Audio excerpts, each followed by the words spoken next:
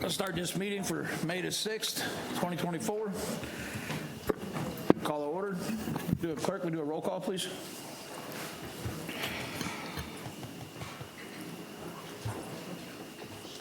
Commissioner Velasquez? Present. Commissioner Colwell? Here. Commissioner Harriet? Present. Commissioner McCool? Here. Commissioner Shimkus? Here. Vice Mayor Jody Lee? Here. Mayor Avila? Thank you. Invocation and pledge, Commissioner Harriet. I'd like to ask Pastor Tim if he wouldn't mind coming up and doing the invocation for us. All rise.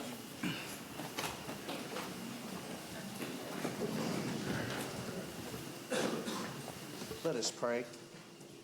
Lord God, we just come to you just thanking you, Lord, just for all of our leaders that are here tonight, for our community. I pray for your presence to be felt tonight, your goodness and your mercy. We gather here tonight seeking guidance and wisdom for our city commissioners, the mayor, the vice mayor, the city council members. Lord, we just pray that you just grant them the strength to lead through integrity, compassion, and fairness as they make decisions that impact our community. May they be open to different perspectives and act in the best interest of the Deltona residents. Bless them with clarity of mind and a spirit of cooperation as they work together for the betterment of our city. May their efforts be guided with humility, justice, empathy, and the common good. Lord, we just help us to be a city on a hill that lets your light shine in and through our community, bringing glory to you, O Lord. In Jesus' name we pray. Amen.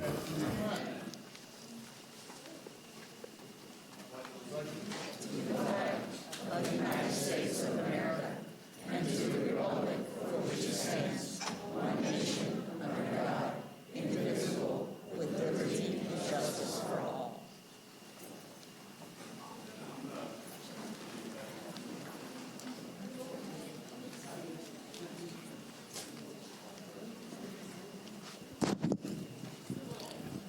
At this time, I'd like to ask Jim Pesha to come up and receive a veteran recognition.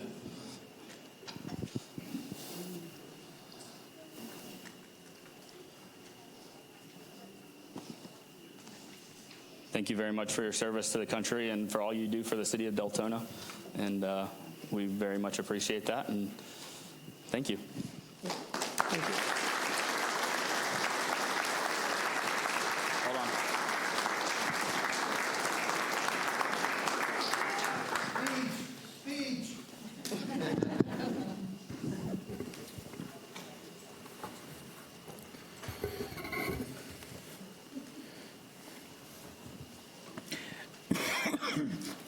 Approval of minutes. We'd like to get a minutes approval of minutes for regular commission meeting of April 15th, 2024, and the special commission meetings of April 13th and 29th, 2024. As presented. So move.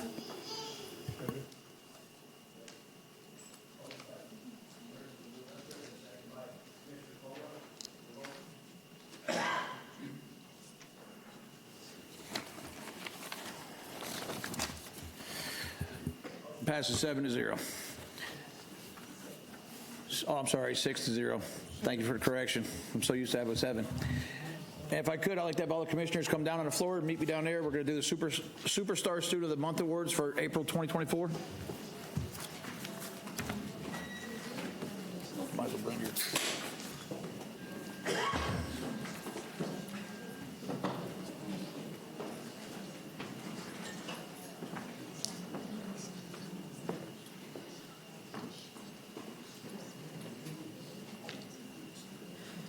Ryan Travis, Deltona Lakes Elementary.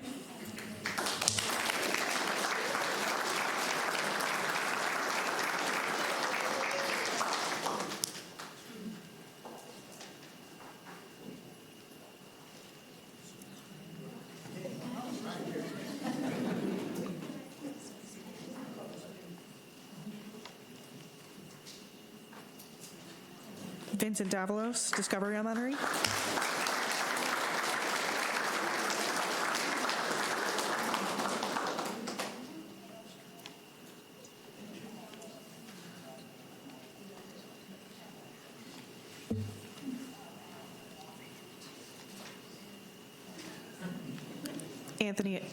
Anthony Osborne, Forest Lake Elementary.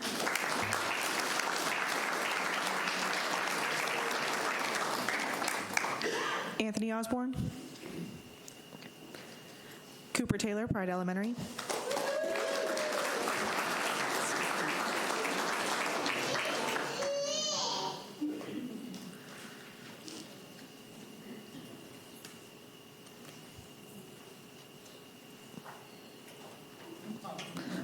Aranza Aguirre, Sunrise Elementary.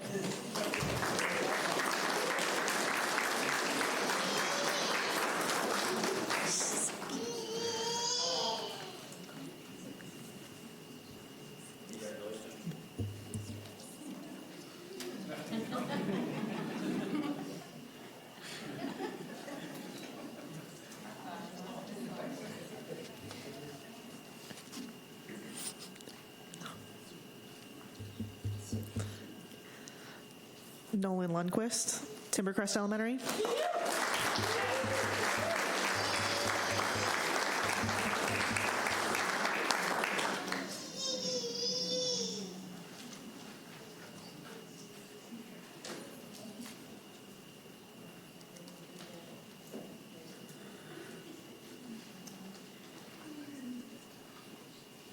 Desiree Spence, Volusia Pines Elementary.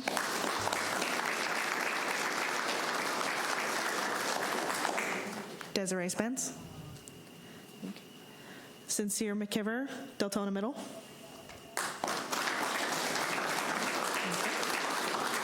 Nikki Lynn, Deltona Middle. Okay. Lily Downs, Galaxy Middle.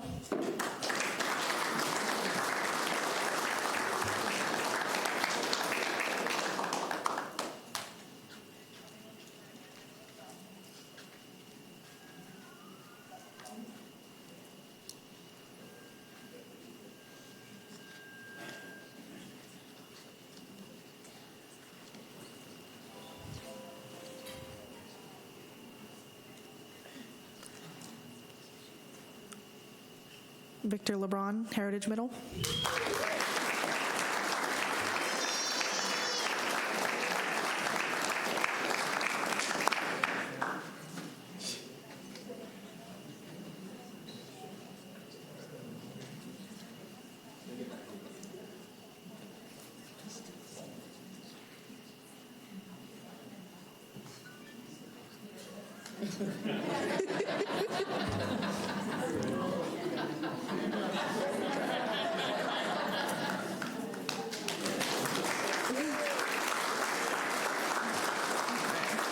Rosalie Jeffrey, Deltona High.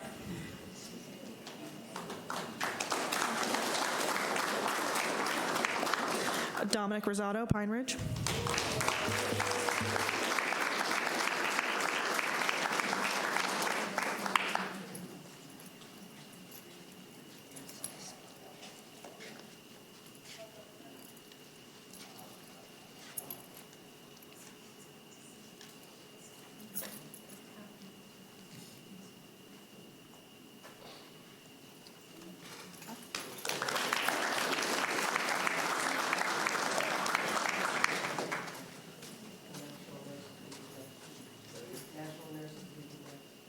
First one is National Nurses Week. You got proclamations we're going to address now?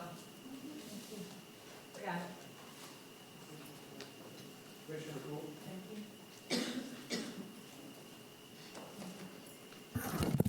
Do we have any nurses here in the audience? Timothy, do you want to come up here? You can do it. We got another one. Where? Come on up.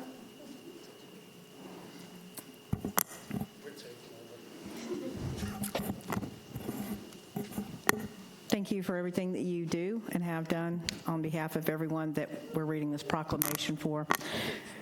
Whereas registered nurses in the United States constitute our nation's largest healthcare profession, and whereas the depth and breadth of the registered nursing profession meet the different and emerging healthcare needs of the American population in a wide range of settings, and whereas the American Nursing Association, as a voice for registered nurses in this country, is working to chart a new course for a healthy nation that relies on increasing delivery of primary and preventative health care, and whereas professional nursing has been demonstrated to be an indispensable component of the safety and quality of care of hospitalized patients, and whereas CRNAs are qualified to make independent judgments regarding all aspects of anesthesia care based on their education, training, and licensure, and whereas the demand for registered nursing services will be greater than ever because of the aging of the American population, the continuing expansion of life-sustaining technologies, and the explosive growth of home health care services,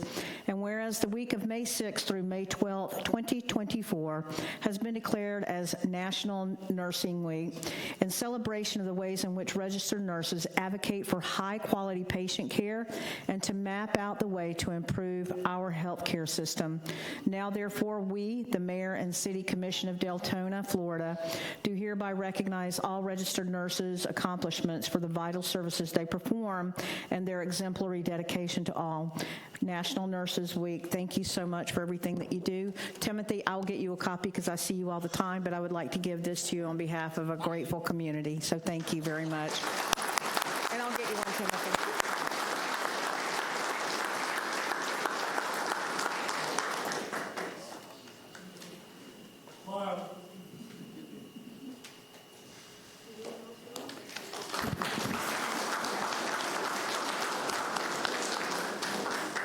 Now, if I can get all law enforcement, this is for National Police Week.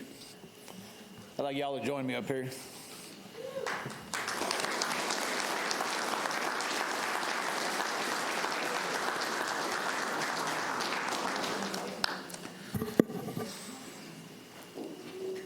The City of Deltona would like to declare in this proclamation, whereas there are approximately 900,000 law enforcement officers serving in communities across the United States, including dedicated members of the Volusia County Sheriff's Office, whereas National Police Week is a time for all Americans to pause and reflect on the incredible sacrifices those heroes make for us every day. And whereas some 60,000 assaults against law enforcement officers are reported each year, resulting in approximately 16,000 injuries. And whereas since the first recorded death in 1791, more than 22,000 law enforcement officers in the United States have made the ultimate sacrifice and have been killed in the line of duty, including 5 members of the Volusia County Sheriff's Office since 1895. Sheriff Jefferson Kurtz, Deputy William Creamer, Deputy Charles Kurtz, Chief Deputy William Edwards, Deputy Stephen Sabota, and K-9 Forrest. And whereas the names of these dedicated public servants are engraved on the walls of the National Law Enforcement Officers Memorial, which was dedicated in 1991 in Washington, D.C., and whereas 282 officers' names were added to the National Law Enforcement Officer Memorial in Washington, D.C. for the 2024 calendar year, 118 of those, 282 were officers shot and killed by somebody. 118 of them, 282, were shot and killed by somebody, while 51 died in crashes. And whereas the service and sacrifice of all officers killed in the line of duty is honored during the National Law Enforcement Officer Memorial Fund 36th Annual Candlelight Vigil on the evening of May 13th, 2024, and whereas May 15th is designed as Peace Officers Memorial Day in honor of all the fallen officers and their families, and U.S. flags are flown in half-staff. And whereas members of the Volusia County Sheriff's Office presently provide essential public safety services to the residents, business owners, and visitors of the City of Deltona. Now, therefore, we, the Mayor and the City Commission of Deltona, Florida, do hereby proclaim the week of May 12th through May 18th, 2024 as National Police Week in the City of Deltona, and ask the entire community to join us publicly saluting the services of law enforcement officers in our community and in communities across the nation by taking time to thank the fine members of our Sheriff's Office for their service to our community.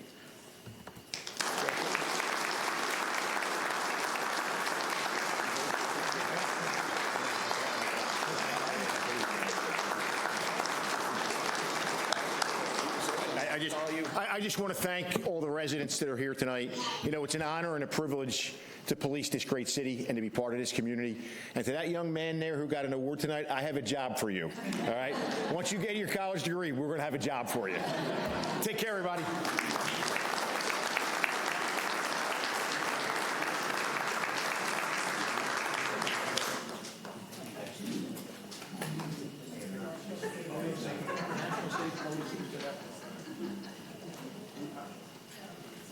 Commissioner Shimkus?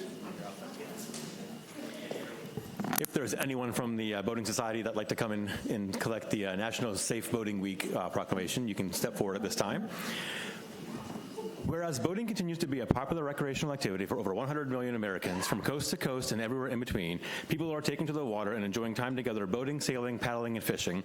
And whereas during National Safe Boating Week, the U.S. Coast Guard and the National Safe Boating Council, along with federal, state, and local safe boating partners, encourage all boaters to explore and enjoy America's beautiful waters responsibly. And whereas National Safe Boating Week is observed to bring attention to important life-saving tips for recreational boaters so that they can have a safer, more fun experience out on the water throughout the year. And whereas safe boating begins with preparation through basic boating safety procedures, carrying life-saving, emergency distress and communications equipment, wearing life jackets, attending safe boating courses, participating in free boat safety checks, and staying sober while navigating, we can help ensure boaters on America's coastal, inland, and offshore waters stay safe throughout the season. And whereas on average, 650 people die each year in boating-related accidents in the U.S., 75% of these are fatalities caused by drowning. And whereas the vast majority of these accidents are caused by human error on poor judgment and not by the boat, equipment, or environmental factors. And whereas a significant number of boaters who lose their lives by drowning each year would be alive today had they worn a life jacket, now therefore we, the Mayor and City Commission of Deltona, Florida, do hereby support the goals of the Safe Boating Campaign and proclaim May 18 to 24, 2024 as National Safe Boating Week, and urge all those who boat to practice safe boating habits and wear a life jacket at all times while boating.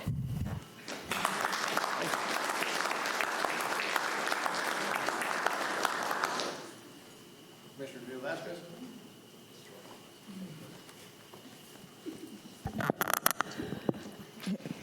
Okay, this proclamation is for Teacher Appreciation Week.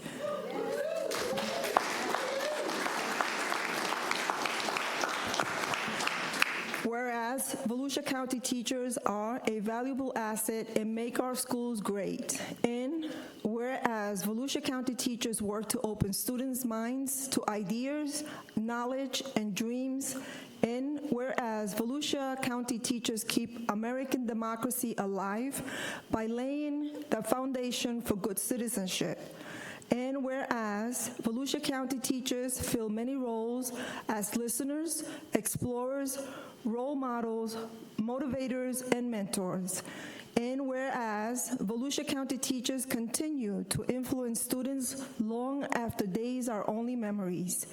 Now, therefore, we, the Mayor and City Commission of Deltona, do hereby recognize May 6th through May 10th, 2024 as Teacher Appreciation Week in the City of Deltona and urge all residents to express their gratitude to the Volusia County teachers, supporting staff and administrators who help build our future by educating our children.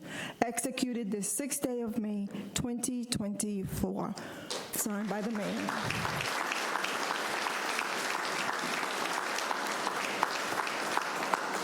Now the problem is who's going to receive it.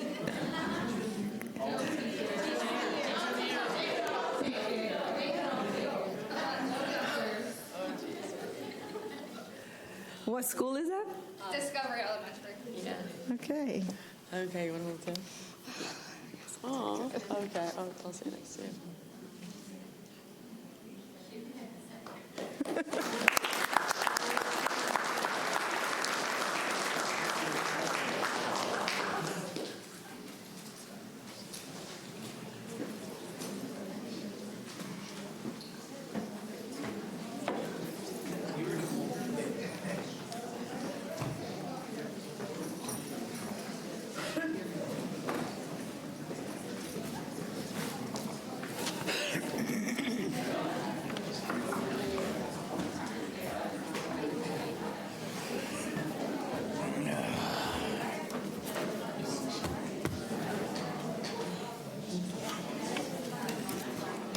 give everybody a second to get out.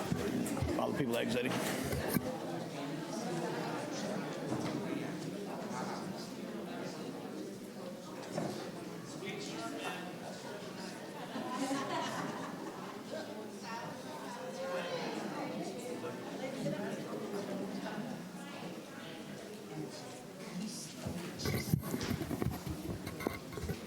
What did you say?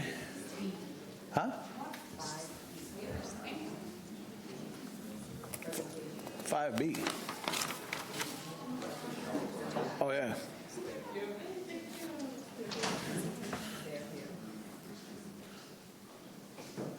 Oh, 5B, the West Resignation of Health Card Program Commissioner Judy Craig and Commissioner Donna Pepin.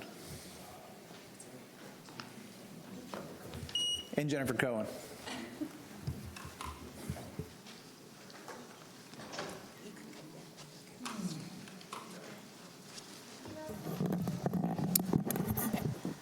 Yeah, Donna Pepin won't be joining us. It's Jennifer Cohen. Thank you, Jody.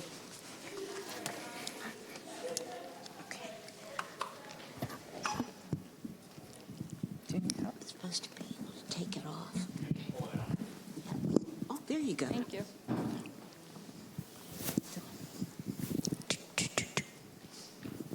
Judy Craig, Commissioner, West Volusia Hospital Authority.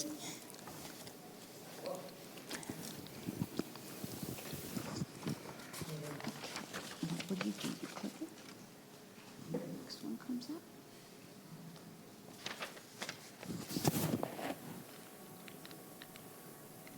It's not clicking. Wait. Do it that way. Okay, good. Let me click it. Sure. Team effort here.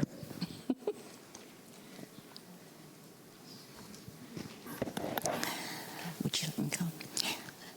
Here we have our homepage, and you can click on it for applications and many of the services that the West Volusia Hospital Authority provide. Next. This is a map of where we cover for the health care card in the blue area. And I want to tell you, I think we do a great job, but because we are the best kept secret in West Volusia, we came this evening to share with you so that the public will know we're available here in the great city of Deltona. Next, you do it. Go ahead. Oh. Do you want me to do this? Yes. Oh, okay. So the WVHA Health Card Program is funded by our taxpayer dollars, by property owners. We all contribute into our hospital authority. And just so you know, it is only meant to be a payer of last resort. So basically, if you qualify for any other benefit, Medicaid, Medicare, veterans benefits, disabilities pay, those should be the first payer, or health insurance in general. You want to, any resident would want to opt for those options. The West Volusia Hospital Authority would only pay, you would only be qualified for our health card if there were no other options available. So in that sense, we are only meant to be the payer of last resort. Our current millage rate is, for this current year, is 0.9806. Our expenditures is $18.9 million. That would include all of our health care expenditures that we expend for our program. We only raised in tax revenue $15.7 million. There's a deficit here, and the difference is the investment income, and we were also able to be blessed to be able to spend down some of our reserves that we had on our balance sheet from, it was coming from the COVID. Not everyone was seeking care at that time, so we had a surplus of revenues. So we have, but our expenditures in healthcare is, and the program in total is about $18.9 million. And our program is meant only to serve West Volusia residents. And that includes Deltona, Osteen, DeBary, Orange City, all of West Volusia. And we do not directly own or manage any hospital or clinic. We provide funding to hospitals and contracted agencies to support health care for eligible low-income residents of our taxing district, and we will go into the eligibility in a few slides from here. You want to go ahead, Judy? Sure. The qualifications for our card, you complete an application and provide the following: proof of residency, income up to 150% federal poverty level, state identification, proof of income assets, proof of Medicaid application or denial letter, proof of affordable care, healthcare.gov application, and we renew every 6 months. You take the next one. Okay. And if anybody is eligible, any residents are eligible, please refer them to, we have one location in Deltona that can get them out, get them eligible, excuse me, where they can be qualified for our card. Please send them to the house next door at 840 Deltona Boulevard at the, it's at Justin Square. We also have the house next door in DeLand location also, and also Rising Against All Odds in the DeLand location. Also, they can get our card through any of those two agencies and locations. Okay, where do our members go for primary care? Our MyCare clinics are designed solely to providing no-cost care to West Volusia Hospital Authority health card members. MyCare DeLand across from Advent Health Hospital on Plymouth Avenue in DeLand, and MyCare Deltona in Justin Square Plaza, 840 Deltona Boulevard, Suite M as in Mary. Okay. And so with our, if for any members, residents of West Volusia that qualify for our services, they will, we've listed all of the network, we basically provide a network of care, and we have the primary care clinic. We also have, they can go to the hospital, both the Advent Health locations in DeLand and Orange City, Advent Health in Deltona, and also Halifax. We have an urgent care available to them on the weekends. They do get specialist referrals through our primary care clinic, as well as our prescription medications also. Dental care for the Florida Department of Health, which not everybody takes care of their teeth when they're indigent. So it's a very big it's a good resource. Counseling and therapy from the house next door, HIV testing and counseling from Rising Against All Odds, and also addiction, mental health, and crisis care for SMA healthcare. So this kind of rounds out our whole network of care that is available to any qualified cardholder. Now, for any questions, you can go to this website, STIBO, at WestVolusiaHospitalAuthority.org. But we're here this evening as representative commissioners to answer any questions you might have currently. No questions? I'm lit up. Okay.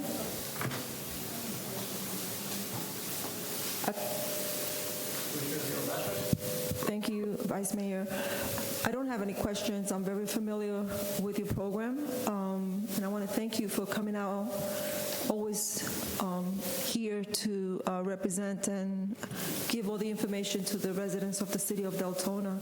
And again, their service is at the Justin Square Plaza, right at the end of the plaza. So thank you so much for being out here, Judy. It's good to see you again.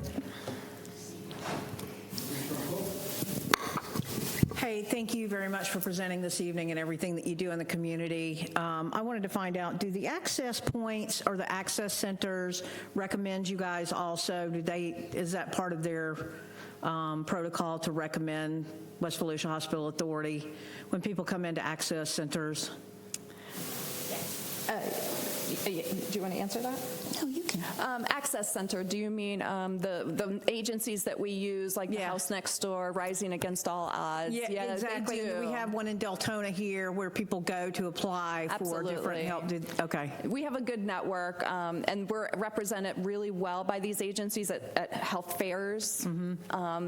We do, diabetes testing. A lot of our agencies are at the health fairs, and they do have brochures on the My Care Clinic, which is our primary care clinic, and our program in general. Okay. We have many other agencies that work with us.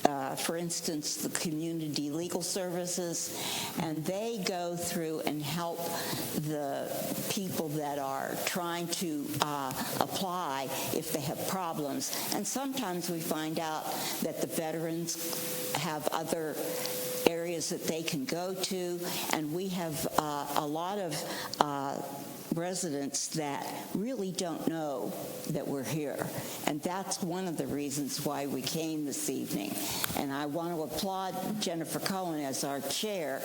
She's been working very diligently all these years, and she's done a fine job, and we're very proud of her. And I would agree with you because Jennifer's been working tirelessly. I remember when she was canvassing to campaign, and she's worked very hard over these last years. And I just wanted to make sure, my point was anyone entering the HMIS system knows about the card, so that we can have continuity there. So we're trying. Okay. That is our goal. Okay. We're always trying to network and spread that word because we all pay into it. And, it's most important that we all know that it's available for anybody that we know that might qualify in a time of need. Okay, thank you. Yeah, thank you. Thank you again for coming. Thank you. Thank you.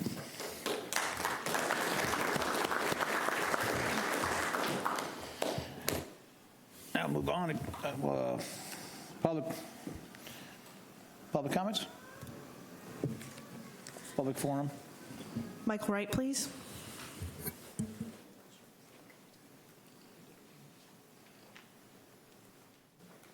Good evening, Commissioners, Vice Mayor. I am located at 121 Deltona Boulevard here in the city. My name is Michael Wright. You may recall that a couple of months ago I came before you to talk about getting a pool table for the center for retirees at the center at Deltona. And so I'm here tonight to say thank you because last Monday they delivered that pool table. I'm grateful for that. And I understand there was some controversy about how the resolution came about to request the pool table. So I will confess to you that I once was a city clerk, and I've been a finance director for some cities and such. So I am the guilty party that drafted that resolution. You may recall I asked the mayor if I could give it to the city clerk, and he granted me permission to do that. And as a means of expressing my gratitude, the night I came here, I read 2 poems that I wrote. One was about the pool table. This one I would like to also recite again to you, again as a means of expressing my gratitude and hopefully to make the comments of the... I also sat on city council in Orange City for 5 years, so I have been the target of some of the less than civil comments that come your way from time to time. I'm hoping I can lower the temperature a little bit for whatever comes after me. So here's the poem. On city commission, I fill a seat.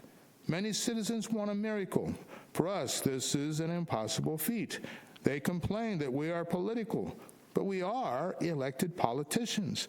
Many expectations aren't feasible. Some citizens think we are magicians, and some complaints are unbelievable. Some things we do benefit the future. We do try to implement needed change. Some benefits we will not see ever, and some things exceed our financial range. Sometimes I ask myself, is it worth it? But for my civic duty, I won't quit. So thank you again for making that pool table available to us. Barbara Santiago.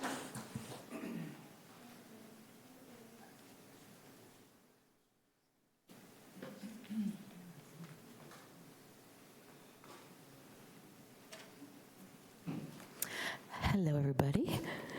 As you know, I'm Barbara Santiago. I'm going to introduce myself to our new district commissioner in 1 because he is my commissioner. I am the Boys and Girls Club Unit Director at Harris-Saxon. Welcome. So really nice to meet you. Here, because it is our annual yearly gala, I wanted to personally invite you. I did email you all last week, but we're having our Celebrate the Children. It's on May 17th, which is in 2 weeks. Our kids are working very hard preparing for this special occasion. I do have 2 tables reserved for the city of Deltona, so I just wanted to personally drop off invitations to you all. I hope you all can come. Please let Sandy know, because she's going to give me the RSVPs. I've heard from a couple people already, but I need to just get a general count. All right, thank you. Robert Hewitt Jr.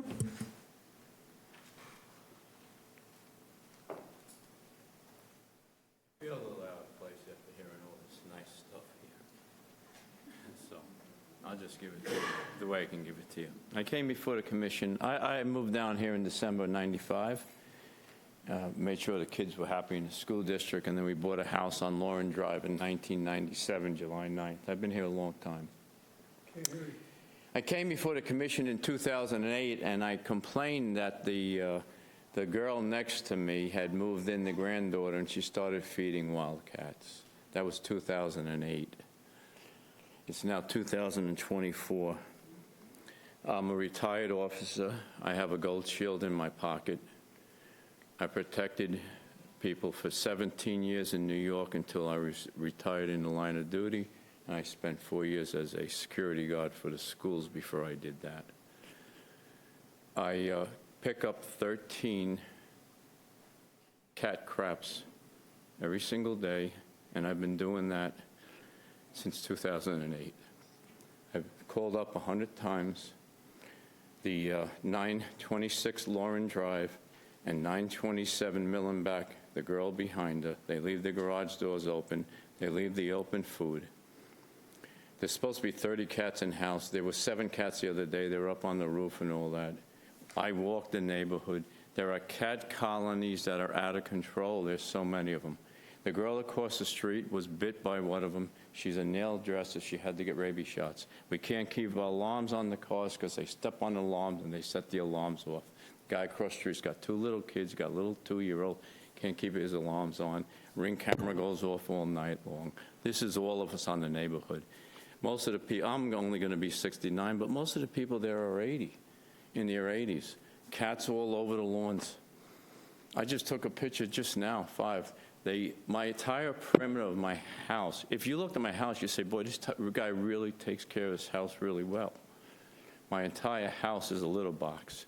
I have pictures. There's no grass going around the entire perimeter of my house because of what happened every day. Now, when I go home now, I'll have to do it again. So every night I have to spray water all over the place to try to get the sand hard. I'm tired now. When I came to the city, I had 6 screws and 2 plates put in my neck. I had a big brace on my neck. And the assistant to the mayor said I had a cat problem. The cat problem is cats, like 100 cats problem. There's colonies all over the place. The former mayor stopped what they used to do. I mean, it doesn't matter that the guy next to me is a fentanyl dealer, that the girl just got picked up for 3 years of being she was a power of attorney. I reported it last February, but it took, the detective retired and it was just dumped on a federal detective from Social Security. He was in my house. She got picked up for picking up 3 years. She was cashing. Her mother's dead. Her grandmother's dead. Social Security checks. These aren't good people. They don't take care of houses. They don't care about anybody else. But if you don't do something, it's just not right. If I went to your house and put food next to you and kept putting food next to you, you have no idea the amount of cats that come. They are wild. They are feral. I had a cat called Tomcat that used to go on my patio. and they would come up at night screaming and yelling, and they spit on it, and of course it got sick and died. I had another cat. I love cats. My mother has 4. We have litter boxes. See, I'm from New York. We use litter boxes. You know, we scoop the poop, you know. And the guy lets his dog out because because you don't fine him. He lets his dog out and craps on my lawn. I'm tired of being ignored. I'm going to get a lawyer. I've been here since 208. You'll see Robert Hewitt at 208. I've called 100 times. I was asked to come in here and talk because there is a big problem. And I don't know what else to do. I spent 20 years in my church. I know that doesn't matter. Richard Bellin, Thank you, please. sir. Huh? Yeah. Mr. City. 926 Warren Drive and 927 Millen back. Thank you. Thank you. Thank you. And code enforcement is by there all the time. Thank you, sir.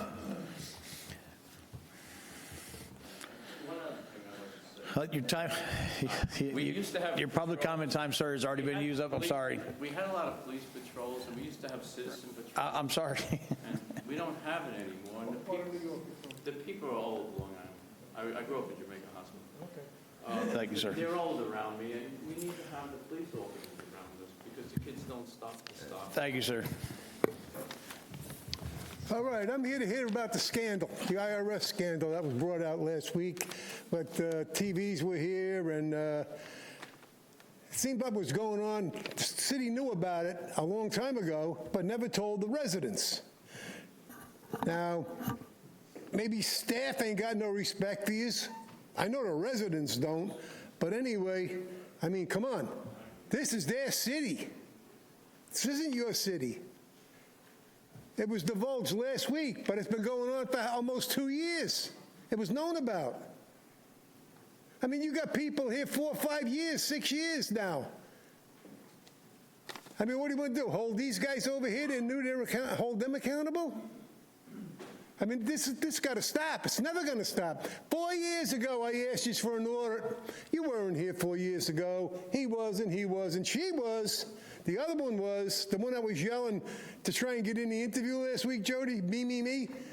You were there. You seen what she, come on, you seen the act. Okay, what's the story? You ever gonna get an audit now?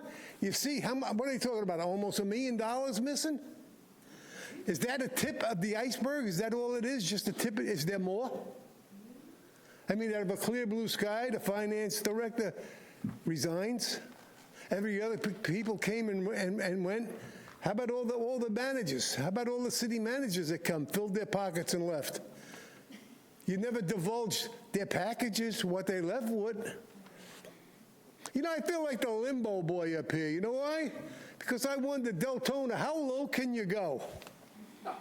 How low can you people actually go? I mean, this is getting ridiculous now. This is their city. They deserve to know it. It's their tax dollars that go out the window. You do nothing. You sit there and look. Oh, hey, and you. I don't like them smirks you make up there, you. Bird's nest. Oh, she thinks she's going to scare me. The only way she scares me is the way she looks. Okay. Now, Jody, what are we going to do about the story? We're going to get that story out tonight? People come to hear about it now. Are we going to hear anything about it? Or is it going to be pushed under the rug? We want to hear about it. Are we going to hear something? I don't see the mayor here tonight. I know on a few other sticky situations he was absent too. I mean, you know, and we'd like to hear something about it. We'd like to hear something about an audit. This, again, it's their money. This is their city. You people knew about it and you just didn't tell nobody. All that time went by. Almost 2 years you knew this was going on. You hired outside attorneys even and never told nobody. I mean, what kind of people are you? And you wonder why people have no respect. And like I said, I'm not going to blame you new guys, but I'm going to blame the ones that have been here 4 or 5 years that are part of this, I believe. They know about it. and they do nothing. They just hope, well, next week the people will forget about it. Some people don't forget. You're talking about people that walked out of here with their tax dollars, became rich, laughed, and the only wish they had when they left was that they could meet some more like yous to make some more money, because that's what they did. They came here, got rich, and laughed at yous. How low can you go? Doug McDonald, please.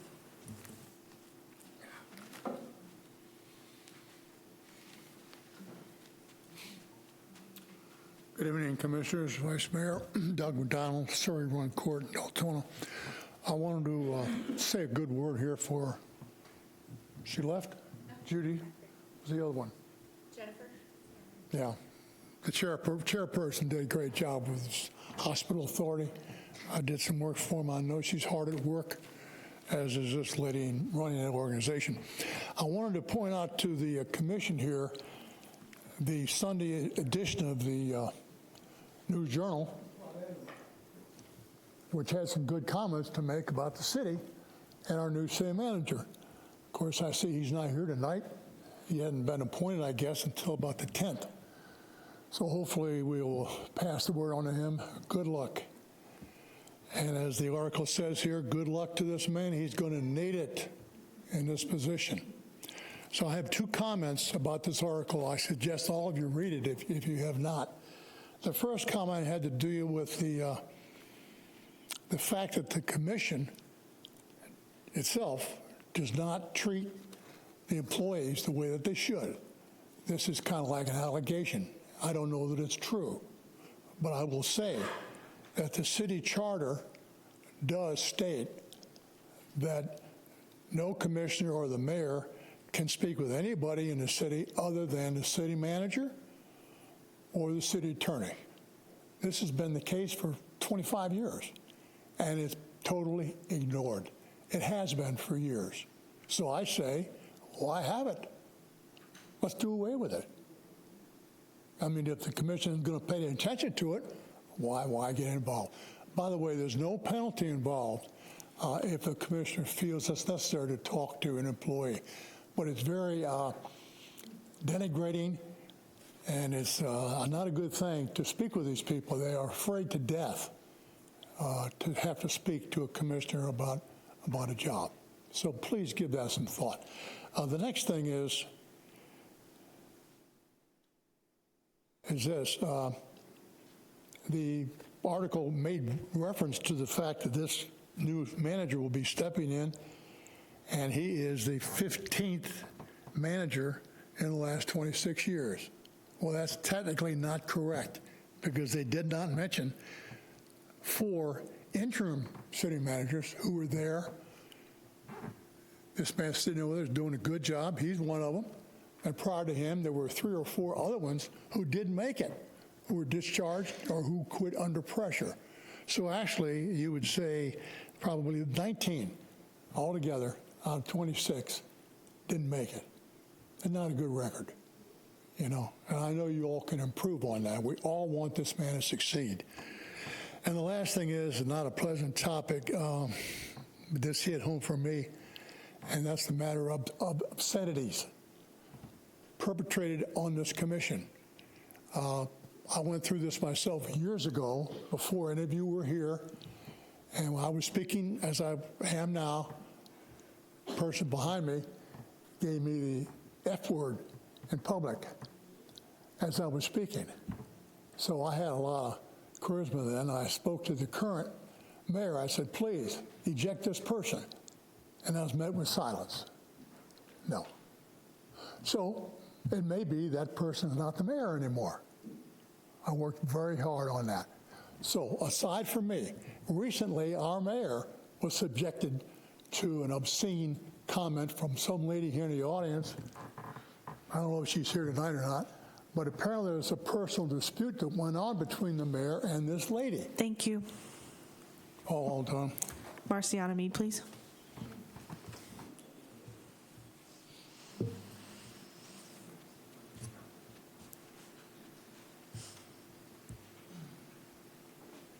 Good evening, Commissioners. With all due respect, I would like to speak with you just briefly tonight. I understand that you have a very difficult job, and what you have to put on the agenda, sometimes things have to take precedence, but tonight was supposed to be the vote on the Lakeshore Project 4B. We had a lot of residents from Edgewater community signed up to attend the meeting tonight, and when they looked at the agenda, it wasn't there. And so once again, we've been put off. We were very disappointed about that. I did speak at the last meeting about my feelings about that. It was my fault. I cut myself off. I didn't time myself. I wasn't able to finish my remarks. I just would like to finish them now. We're not asking for pretty flowers down there. If anybody knows the area, which hopefully you all do, the area that we're talking about restoring is the area in front of the Little Red Schoolhouse. It's currently enclosed on two sides with chain link fence with black netting over it.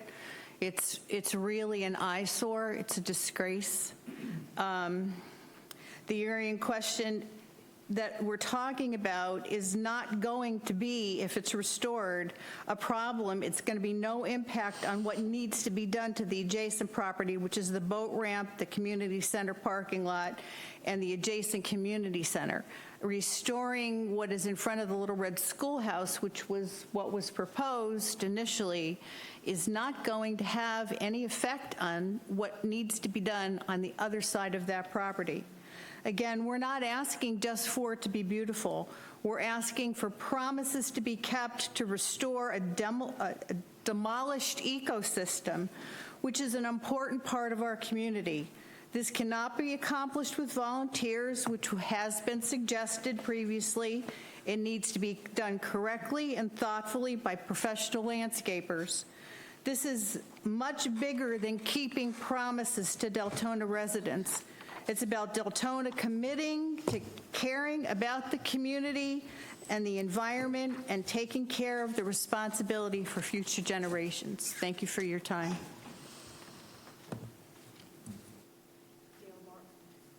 Gail Barr, please.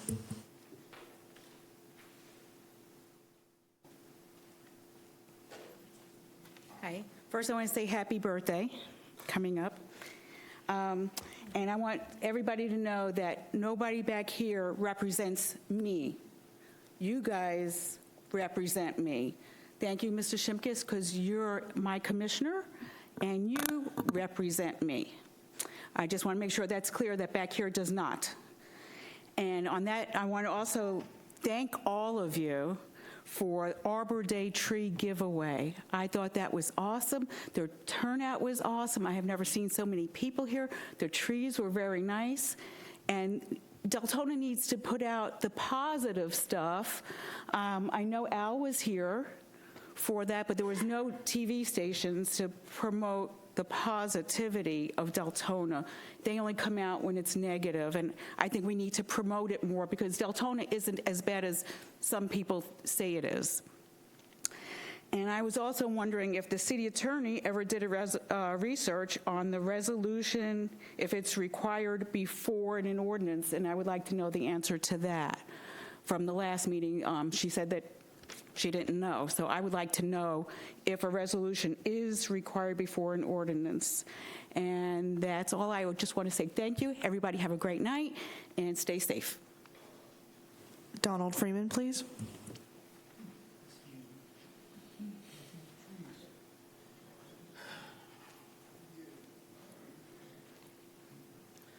Hello. It's been a while since I've seen most of you guys. I'm here to talk about the IRS mishap. I know I can't hold any of you guys responsible for it because you weren't in there. Even Maritza, she wasn't. I don't think she would have known about it. Or Dana, if they found out about it, I'm sure they would have said something. So that says that the staff is evidently hiding something because they messed up and they didn't. They just try to sweep it underneath the rug. And it costs the city more money. We all know that if you don't pay your taxes to the federal government will take their pound of flesh and they'll take it right away and do it immediately. They don't care, okay? If you skipped out on your taxes, they'll take it out of you. This is a city. So what happens is they screw us. It's not going to affect any of you guys. It's going to screw us.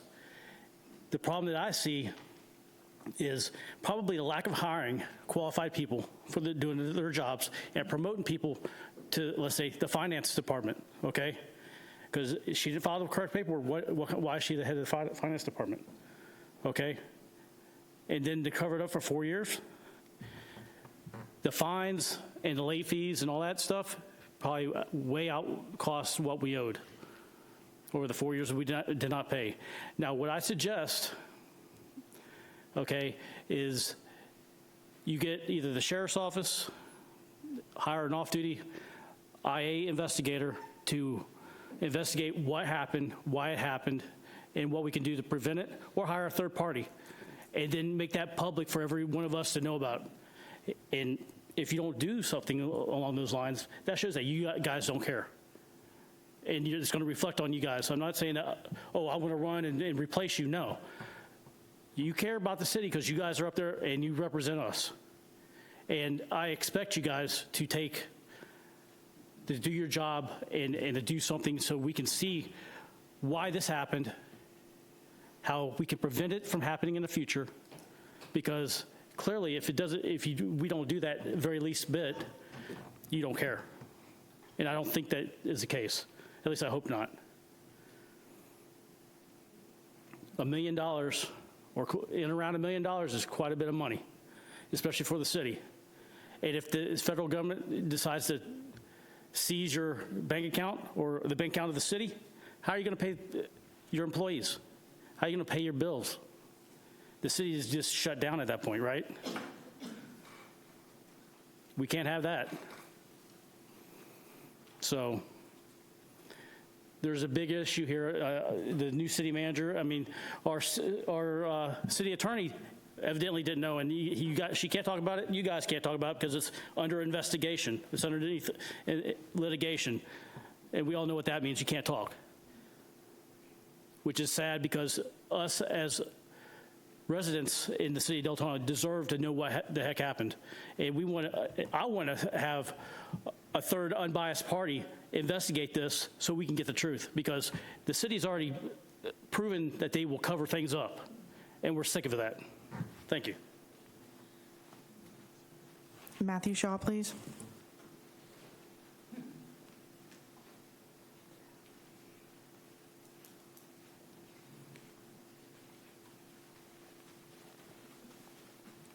Good evening, commissioners. How you doing? Vice Mayor, happy birthday in order. Commissioner McCool. So I'm up here to bring some more positivity. I kind of like that positivity train, but I wanted to just actually thank the mayor and whoever else sponsored the Mayor's Fitness Challenge. I really think that it was a good event. It wasn't just because I won, because I did, so you guys know. But it was really good. I think, because I'm newer to Deltona, and I got a chance to go out and see the different, parks and areas as well, too, so I got a chance to discover the area, and it was really cool having people come together and it not really being political. That was the cool part. Everybody was just going and just kind of hanging out and, working out and just getting to know each other and really getting to know the city. So hopefully we can continue to do that, and maybe more folks can kind of come out and just hang out and, get a good feel for the city and who we are, what we do. I got a totally different perspective of this place. I liked it when I came here, but I like it more even now because of all the different events they did at the different parks. So just want to say thanks for that. You guys keep that up, and hopefully we can get shoes and shirts next year. So quick little plug. God bless, and thank you for your time. Thank you, guys. Christian O'Brien, please.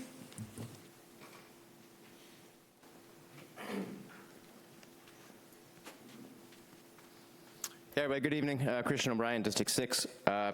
Just wanted to also highlight a little bit of positivity tonight. First off, the Arbor Day tree giveaway was pretty awesome. I got there like 40 minutes into it, and the trees were already gone. But thank you for that. That was actually really amazing, and the turnout was fabulous. One of the things I really want to highlight that I think that we all can get on board with going forward is, especially now that we have the city manager, is really kind of putting behind who we were or who we might have been maybe the last couple of years and really start to focus on who we are going forward. I heard a lot of sort of negativity just surrounding our current situation, and that's fair. And we have our problems and our things to work on, but it is a great city. It's a wonderful city. It's a beautiful city, and it's really something that we should be not only proud of, but really able to showcase. We have just wonderful things about it. The Parks and Rec is probably one of the nicest qualities about the city. The Public Works is really great. I mean, most of the city is very clean, very green. The trees are all healthy. This is really beautiful. Deltona has probably one of the most beautiful sunsets, around. I mean, obviously we don't have anything to do with that, but, needless to say, being here and living here is wonderful, and there's going to be a ton of opportunity for it in the future. So going forward, I think our employer branding is really important, and as a city, our employer value proposition that we're offering to all of the employees, not just necessarily someone that might be considered like a C-level or an executive. I think it's really important that we showcase this to everybody, and we continue that positivity, and we all kind of rally behind it. To showcase who we are and really be proud of ourselves in the future. That was one of the things that really sort of came out of this, was a little bit of that dysfunction, and it's all well and good. It's out there. We're moving forward. So that being said, I really hope we see a lot of that in the future from not only the commission, but all of us here in the city, and then also our residents. So thank you. That ends public comment. Okay. 7A, public hearing, ordinance number 2024, amending official zoning map to rezone approximately 1.37 acre parcel of land located at 3150 Howland Boulevard from professional business zoning, planning and development services. Ms. Jessica. All right, I am going to turn the meeting over to the city attorney because it is quasi-judicial. This is a quasi-judicial hearing, so I will swear in anybody who wishes to speak that has vested rights, and anybody else who wants to speak can still speak and just fill out a card. And then Jessica will introduce the case, and then I would ask the vice mayor then to ask all the commissioners with regards to any ex parte communications. So this is the second hearing for this case. Anybody who wishes to speak or be a witness in this case that has a vested interest in this, will you please stand and raise your right hand? Okay. Do you swear to tell the truth and nothing but the truth to help you God? I do. Thank you.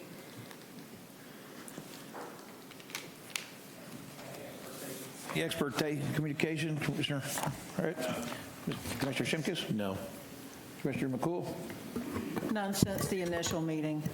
Commissioner Caldwell? Commissioner Rubio-Vasquez? None on this project. No. I haven't, and I have none either since the original time when I've spoke to the developers a few times. Perfect. All right, application is for 3150 Howland Boulevard. It's ordinance number 03-2024. It's to rezone 1.37 acres from professional business to retail commercial. It's for a Take 5 oil change and a 5,000 square foot retail building. The applicant did provide a Exhibit B for the ordinance. This will be for prohibited uses. This will be attached to the ordinance. It'll be attached to the conditional use when it comes back, as well as the development order.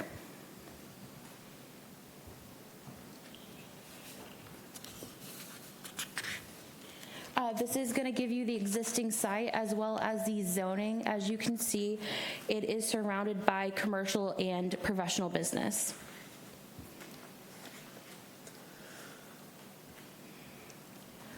Professional business allows for single-family homes and office-type development. And the retail commercial zoning allows for neighborhood-oriented commercial development. Permitted uses include retail, restaurants, offices, and much more. The intended use for a Take 5 oil change will require for the application to come back before you guys for conditional use. These maps show the current, proposed, and the future land use. As you can see, the proposed use and the future land use match up. This is the site layout for the Take 5 oil change and the 5,000 square foot building. There is a 70-foot power easement in the rear behind the pond area that was cut off, just so I could fit it on the screen. These are some of the matters of consideration which Planning Development Services does look at just to ensure that the rezone follows the comprehensive plan.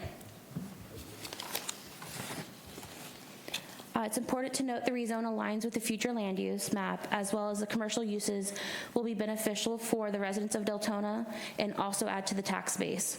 During the conditional use and final site plan applications, a traffic impact analysis will be required.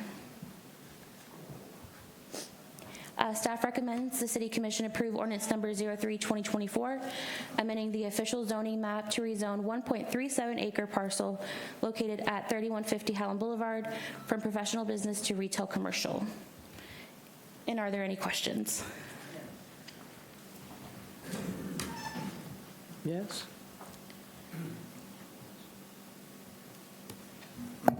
Commissioner McCool. Thank you. Jessica, I wanted to go back here to the PowerPoint on the slide here where we talked about the transition area and the zoning allowing for a combination of single-family homes, compatible office development, and limited retail use. Has there been any mention made by the applicant regarding putting any single-family homes there?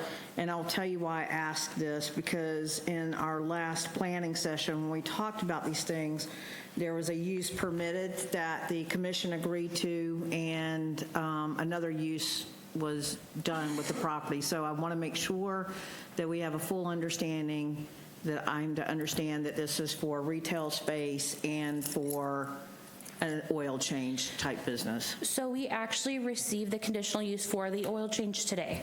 So there already is an active application for the oil change. And if it is rezoned to a C1, a single family residence could not go there. Okay, all right, thank you. Do you want to ask the applicant? I think they're here. Do you all want to make a presentation? Okay.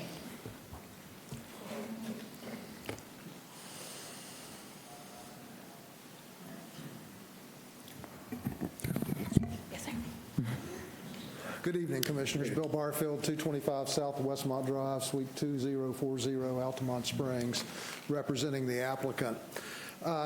Exactly like Jessica said, if we change this to C1 commercial or any commercial, we can't put housing there, and we have no intentions of putting housing there. The site's too small, quite frankly, for any type of housing, so that's not an issue. This is an excerpt of the zoning map. And Interstate 4 is down at the bottom of the map, and it runs, and the orange line is Howland Boulevard running east. The two areas that are light pink, the one with the X in it is our site. The one beside it is a church site. Everything else from there down to the interstate is commercial, or BPUD, which allows commercial uses. The corner is Dunkin' Donuts, and I think there's a Subway there. East of there, there's a very small parcel that's business professional. The two areas that are pink are actually another church. And then the dark red area is the hospital or the emergency room. So business professional is actually not the norm any longer in that particular location. And what we're asking for is to be consistent with everything else in that area for the C1 zoning. The only other thing I would like to point out is I think this is the fourth time we've been back, And at one point in time, there was a gentleman spoke about, although he supported it, he had concerns about oil and how that would be treated. And Commissioner Avila Vasquez, I think in your comments last time, while you voted in favor for it, I think you said you were satisfied with it. But I also wanted to, I took the liberty of contacting Take 5 Oil Change. They don't discard any oil. All of their oil goes into polypropylene tanks. There's a secondary containment system as well. Their oil and their oil filters are recycled with a OSHA and DOT approved recycling company, so they don't discharge anything.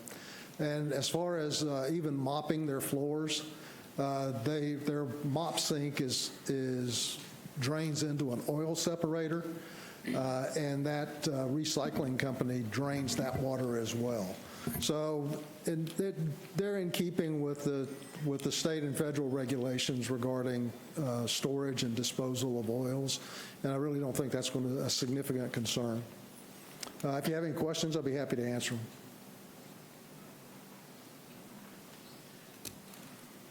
I don't think so. Commissioner McCool? Vice Mayor, are there any public comments? No, we already asked for public comment. At this time, I would like to make a motion to approve ordinance number 3-2024, amending the official zoning map to rezone a 1.37 acre parcel located at 3150 Howland Boulevard from professional business to retail commercial at final hearing. Second. We have a motion and a second by Commissioner Vasquez. I need to read the title of the ordinance. Yep. Okay.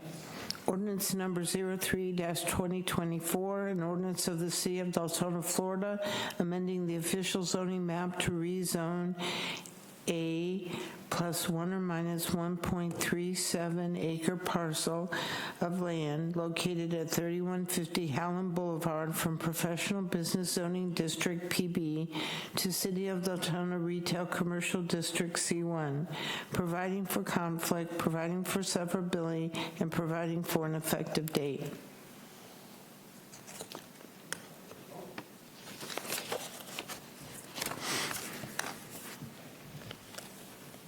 Passes 6-0. Moving on. Public hearing. Ordinance 06-2024, rescinding ordinances 10-2007 its entirety. Ordinance number 05-2009, previously replaced.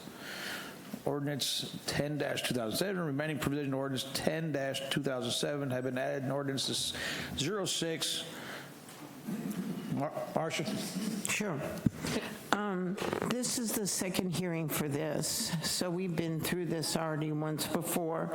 This was an attempt to eliminate an ordinance that was duplicative and concentrate on one ordinance that dealt with the issues and particularly dealt with the fact that the state had preempted us with regard to a number of requirements as to home businesses. I worked with the fire marshal on this, and I also worked with Milton with regards to dealing with some of his permitting questions and issues. So I haven't heard any issues or problems from anybody after the first hearing. And again, this is a process to try and get rid of duplicative ordinances so that we have ordinances that are not old and conflict with others.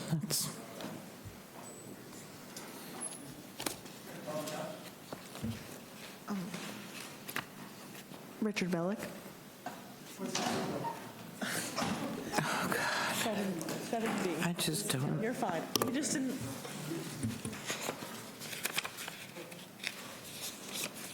Let's not forget the audit. That's great. Just great.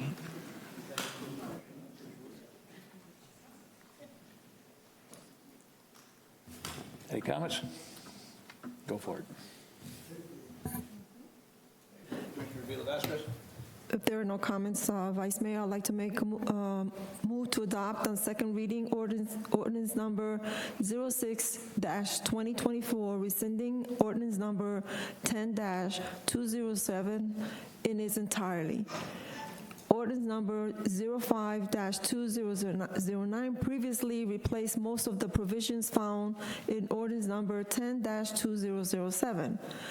The remaining provisions in ordinance number 10-207 have been added to ordinance number 06-2024 or have been preempted by the new Florida regulations passed in 2023 and found in statuses 559.955 home businesses. We have a motion.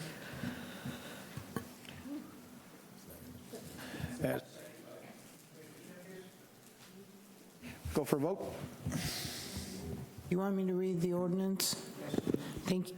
Ordinance number 06-2024, an ordinance of the City of Deltona, Florida, adding sections on business tax receipts from Ordinance 10-2007, Sections 22-3 levy, Section 22-4 required local business receipt, Section 22-5 valid signature, Section 22-6 duty to display, Sections 22-11 duplicative sections, Section 22-12 term and expiration date, Section 22-13 delinquency enforcement, Section 22-15 prerequisites for issuance of license, Section 22-16 exemptions from payment.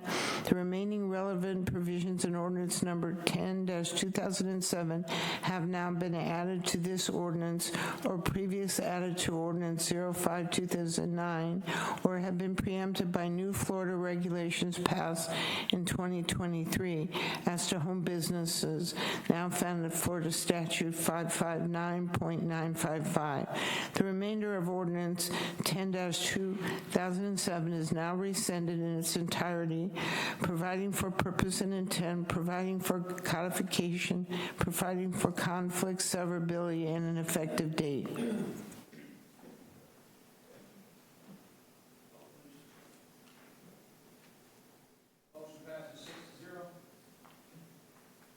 Moving on, old business.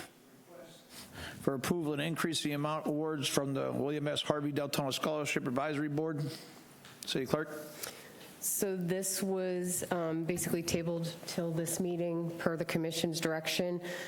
We did do the same approval, and it was approved by the commission, as Commissioner Avila Vasquez remembered, so that was done. When we go to have our first meeting, it's usually around the ends of our budget cycle. So it's around September, October, we start calling finance, okay, how much money do we have? At that point, there's nothing I can do. It was brought to that manager's attention that it was at 50. He changed it to 30. But again, when I make that phone call, how much money do I have so that the board will know how to expend it and how to rank everybody, it was too late. We couldn't put it back in the budget, even though several of us presented minutes showing that you guys voted on it. And yes, it was done by the recycling originally. That was a long time ago. We've been budgeting for it. So I did add a little bit of explanation and more background in the memo. So again, the board is asking for the $50,000 to be budgeted in this coming year's budget while we're still in the budget process. This last one's done.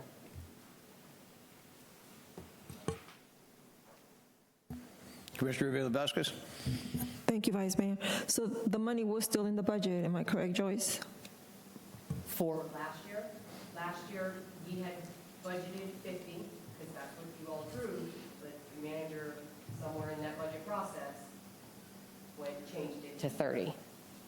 So even though you guys had already voted on it and everything. And like I said, there were a couple of staff members after I researched it that did bring that to their attention and said, look, commission voted on this. And the budget process was over. There was nothing we could do at that point. So now we have to add So I'm asking Start for a over vote again with the so- 50,000 for the, so in that I this can new make budget. sure and follow the budget and make sure that it gets kept in the budget per your direction, if that's what you so choose. Just wanted you to clarify so that everybody understood, what's being done versus what was done last year. Even though it was approved, Right? the 50,000 never went through. Yeah, so I will make sure I will follow the budget through, and I will be continually asking, is the 50 still in there? Commission approved it, if that's what you guys choose. Thank you. There's no more questions, Rob. Well, Mr. Manager, do we have the money to boost this up? Well, we're putting it in the budget if you approve it. We're going to put it in the budget, and then you will have the opportunity to either, to approve the budget in that process. We've already talked about it, so we will be putting in there, but you can tell us that you don't want to do it at that point. We're just asking tonight for your approval. Right. Do you want to go with the 50,000 for next year? Right, I understand. We just need to put something in here also about people changing stuff we vote on without it coming back to us. People just do whatever they want, and there's no recourse, there's no nothing. I mean, we did vote on it, because I remember when we did it before, then Commissioner Villa-Vasquez brought it up that we did vote on it, and I spoke to the clerk several times. We did vote on it, and then somebody just went and changed it anyway. We need to put some kind of process in there that if we vote on something, that's what we stick with, and the powers to be just don't change it without telling us. I know it wasn't you. It was a previous manager. Yeah, I think with all that said, to be clear, we can put this in the budget, give it to us in budget time. We can discuss it then as part of the entirety of the budget. So I'll make a motion to accept item 8A as presented with the $50,000 line item in the budget to be presented again during the budget time, where we can look at it as a global budget at the time. Now, second. Question, so your motion is to put it in the budget? Correct. Have it presented in the budget as a $50,000 line item that we will adjust at that point in time if we need to. Basically, right, when you guys discuss the budget, right, this item would come up under your line, So your line items. and We are if you not guys chose to finalizing a budget change it, tonight. You could Right, change it. so what I'm trying to say is it replaces the motion that's written here. No. Yes. Yes. Yes, it does. Yes. It does. It'll replace what we have for the motion. What you said replaces it, so it'll be put in the budget as 50,000, and then we'll discuss it when budget time comes up. Come up, yes. So basically, it replaces this one. Is there any public comments? Timothy Blodgett, please. Sorry. I'll get you in a second.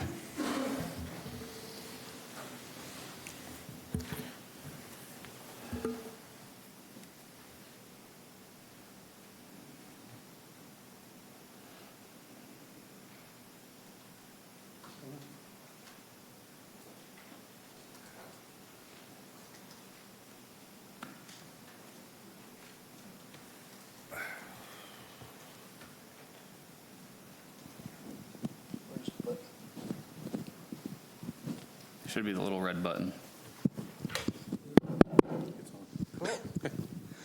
Okay, I'm going to be very unpopular. Absolutely not. This, after looking over the way that this was ranked, looking over the way it's been administered, they should rename this the Friends and Family Lottery for the city of Deltona. This has nothing to do with getting into bigger and better and possibly promoting the best of Deltona. It has to do with graft, dishonesty, stacking the numbers against kids that you don't like for God knows what reason. So, why am I saying that? Well, if I look at the ranking, which I'm sorry they wouldn't put my UBS on the screen. But if we take a look at like one kid, Jonah Lopez, this kid got 3 of the highest scores of these people. And then he got the lowest score. And they were using the same materials. How does that happen? I'll tell you how it happens. Somebody didn't like them, period. Then let's take a look at how they scored. Well, apparently the chair of the committee, she knew and she followed the directions. And the directions were to rank them, like 1 to 10, 1 to 100, whatever. She didn't say stack them. So who stacked them? Well, we got the other people on the committee. Here's a Dawson. He gave the highest score of 100 points to 7 people. Then there's Dillon. He gave 100 points to 5 people. Then there's Hudson. He gave 100 points to another 5 people. Then Melinda, multiple duplicate high scores. Ruamindo, multiple high scores. And he gave 6 scores of 85. How is that ranking? We saw when we picked our 2 commissioners on the end there that all you need is one spoiler in the group, and it changes everything. The 2 guys there, as much as I love them, and especially that shine off his head, they shouldn't be here. They just shouldn't be here. There was one person who did not like them and gave somebody else a rock-bottom score, and that changed everything. That's the same thing these people are doing. So how do people usually go about doing these things? How do you fund them? Well, a city is supposed to be here to provide essential services like fire, police, water, streets, sewer, garbage. Not provide gimmies so that they can avoid taking out a student loan or looking for scholarships elsewhere. How do they do that? Well, who around here in Florida do we know? Oh, Edgewater. Go over to Edgewater. What do? Well, they run a banquet. They have a check mark on their water bill. The water bill says, do you want to give to the scholarship fund? They have raffles. They have bake sales. They have all sorts of stuff. What did our committee do? They did jack crap. They sit on their butts, they hang out, pat themselves on the back, tell them what a great job they did, and they tax the people with an illegal tax. The only reason the taxpayers are paying this is because they were too lazy to get off their butts and raise some money. I think they should be dissolved or start over from scratch and do it the right way if they want to be giving out scholarships. Have a good day. Jim Pasha, please.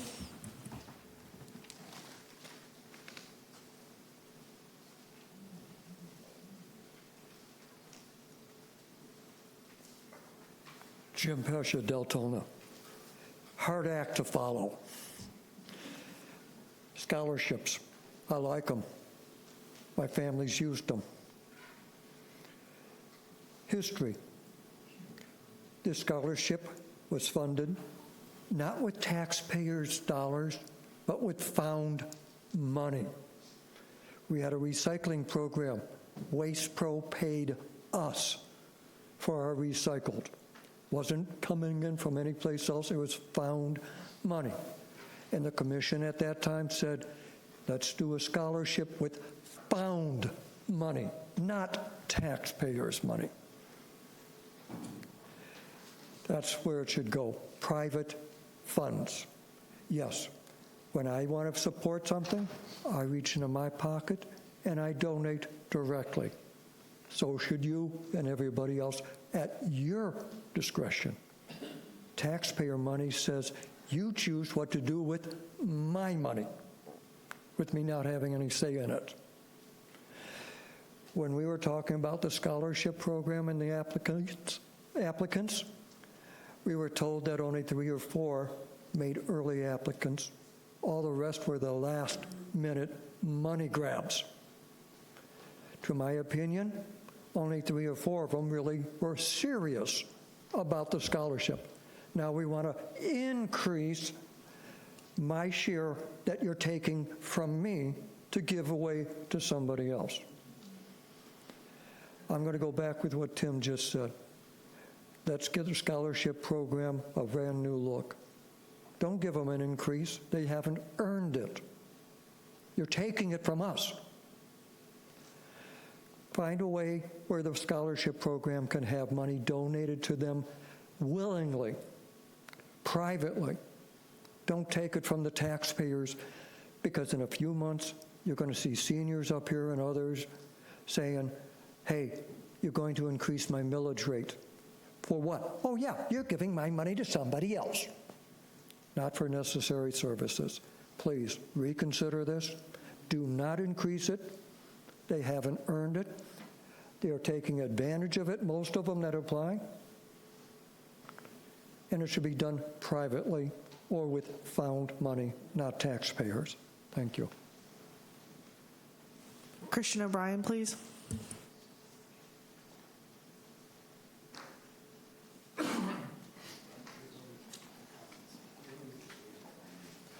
Guys, thank you very much again. You know, it's really sad. It's sad, kind of sad we've gotten to this point, and I will address this particular request. But, you know, over the last couple of months, every time we get a request like this, we have these like deep, rich conversations and debates pertaining to our citizens and our taxpayers. Yet when these corporate elitist and corporate greed invoices come in for hundreds of thousands of dollars, we have very little conversations or business justifications with which to approve them. So what we're arguing about right now is peanuts. I mean, this is like a used Toyota Camry that we're arguing about. Meanwhile, all of these invoices just go completely under the radar. So that being said, as we are looking at these, we really need to think about the totality of our citizens and I apologize for using this term, but return on investment.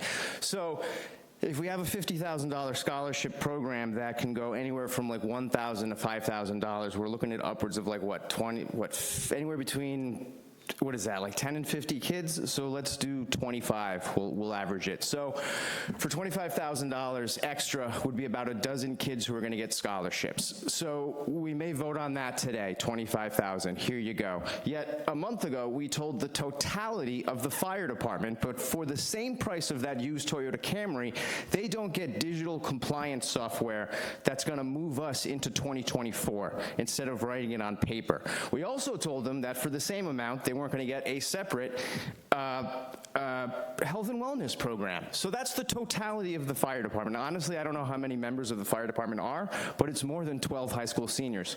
So we need to start looking at all of this money as apples to apples. It's not apples to oranges. It's not the fire department. It's not the students. It's this. It's $25,000 here. It's $25,000 there. There's 100,000 citizens in Deltona. So that's, I mean, you can do that by 100,000. I know it's not the correct percentage, but, you know, if we're looking at a $100,000 invoice, it's $1 taxpayer per, you know, person in your household. So that's how we need to start looking at all of this money. I can't give advice whether or not this should be voted through or not. I just think, unfortunately, it stinks that we're in this tough position right now, that we're having this rich conversation when we should just be snapping our fingers and going, absolutely, you guys need this money here. Let's support our students and our seniors, but we're not. So hopefully we can continue having more rich conversations about the invoices that really matter and really start to focus more on our citizens. That being said, I don't even know where to go with this one, but I wish you guys the best of luck. That ends public comment. Commissioner Hurrott? I appreciate the public comments that we've gotten tonight. The first time that we discussed this a few weeks ago, I shared a lot of those same challenges. And I still continue to share a lot of those same challenges. To the gentleman that just spoke about the fire department projects, we asked them to go through the same budget process. So I have a hard time telling them that we want them to go through the same budget process and then approving an increase on the dais at this point for the scholarships. I also have challenges that this used to be a dedicated funding source with recycling revenues. That made it easy. It wasn't coming out of ad valorem revenues. And then I also have some challenges with the way that the amount is determined per student, that it's a range instead of just a fixed amount per child and helping, you know, X amount of children. So the motion's on the table, but the motion that's on the table right now is just, it's not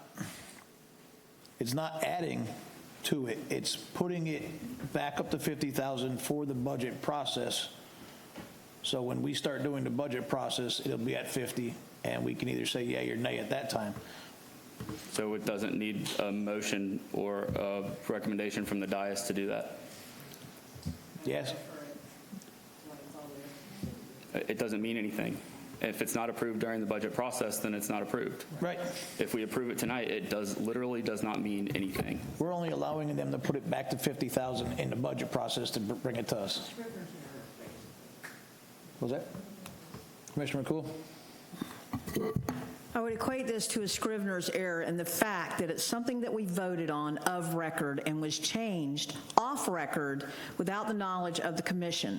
So putting this back to the original amount does not preclude it going through the budgetary process, but it puts it back to where it should have been. So it's correcting an error that should have never been made. The budgetary process is going to be a totally separate thing. This might get stricken, but I am for correcting the record, putting it back to $50,000 as it was originally intended, and that way that it is set to come back to us in its full form in the budgetary process.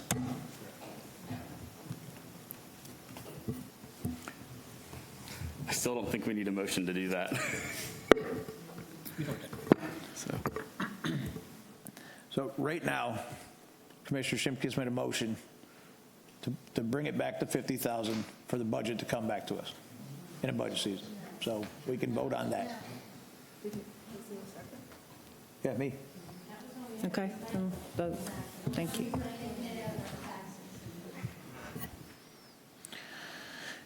And it passes 4-2. Go to new business. Consideration appointment to the Planning and Zoning Board. Ms. City Clerk. So this item is because we had a resignation, and it is for the remainder of a term. So that term does expire on March 15th, 2025. In the background, it does say 24, but that should be 2025. The motions are correct. And the appointment is with Commissioner Caldwell. Thank you. Commissioner Avila-Vasquez. Yes, I have a question, Joyce, for you. So we have an alternate that quit. Does that alternate need to be replaced, or can we just? You have one alternate member that is vacant, and then if Commissioner Caldwell appoints an alternate that we have now, you'll have 2 vacancies. You could appoint all of them if you have enough people, but I'm not sure. No, we don't. Yeah, I'm not sure that you Okay, do. I just want, thank you. Yeah. Commissioner Caldwell. I move to appoint Andrea Cardo onto the Planning and Zoning Board for a term to expire, and can we clarify that? 2025. 2025? Okay. And I'd like to move to appoint a following alternate of Jeffrey Zlatos. To the alternate spot? As an alternate, yes. We have a motion. Second. Second by Commissioner McCool. Any public comments?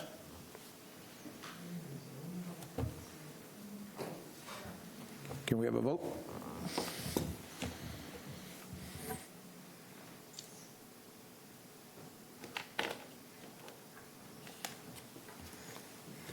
Motion passes 6-0.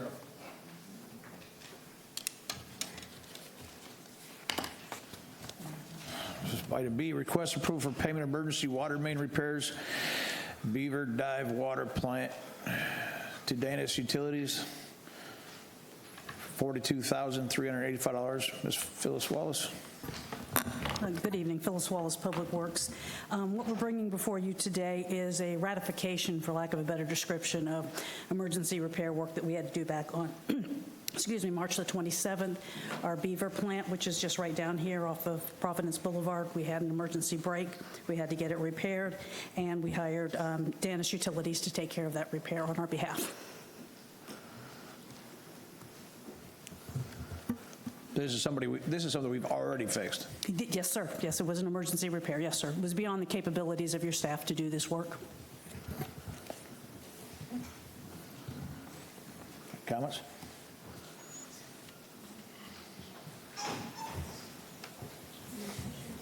Any questions? Any public comments? Commissioner Avila-Vasquez.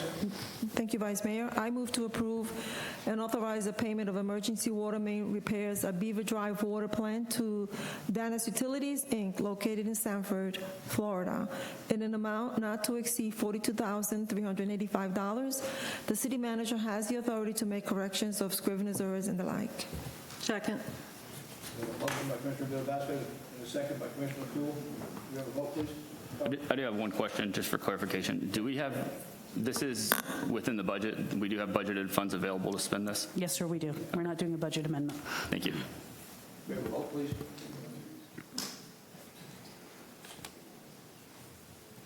Motion passes 6-0. Go on to item B, or, I'm sorry, C, request approval for a state-funded grant agreement between the City of Deltona, State of Florida, Department of Transportation for the Elkham Boulevard roadway elevation project.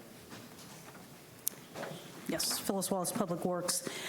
This is an agreement that we were able to secure from the appropriations in Tallahassee in the amount of $400,000 to help with our other grant. We have a hazard mitigation grant also in review with the Florida Department of Emergency Management for this same project.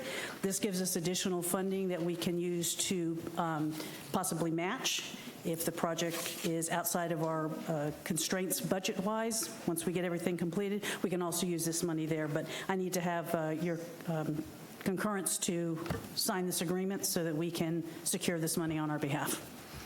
I'd like to make a motion. Any public comments? Commissioner Hurd? I'd like to make a motion to approve the state-funded grant agreement between the City of Deltona and the State of Florida Department of Transportation for the Elkham Boulevard roadway elevation project. Second.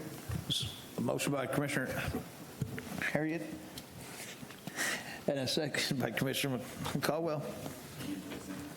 Huh? Harriet? We have a vote, please.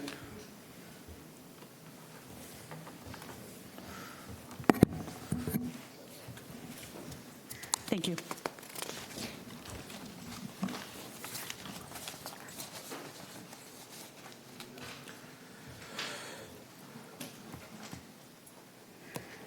Comments, consent items, consent agenda, nothing.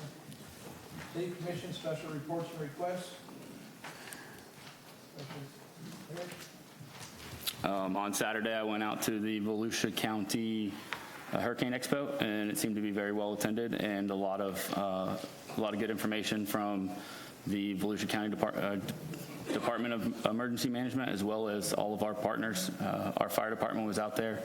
Sheriff's office was out there. It was very educational and well attended. Commissioner Jenkins, Commissioner Bill Vasquez, No special reports. Commissioner Poole. Special request is that we had a, I guess it was an elective trip that Discovery Elementary took out to Embry-Riddle University. It was outside of their usual planning. There was an event that they were invited to where the cost would be covered of the transportation. However, Embry-Riddle rescinded that because of something else was moved up in its place. The kids still went to the event, and so Discovery Elementary was left with an $886 transportation cost for going outside. I talked to a representative at the school board about this, and this falls within the purview of the school responsibility. So I wanted to see if I could get commission consensus to authorize the city manager for the city to help cover the cost of that trip at a cost of $400. I spoke with Principal Dietz today, who has another funding source that will cover the rest of it. I just wanted to put that out there if we could, get that from the city, $400 to help cover the cost of that outside trip. This was a really special thing for these kids to go. It gives them hopes, goals, aspirations, and so with that being said, I'll leave that into the body of the commission if they would agree to that. Consensus? Yes. Yes.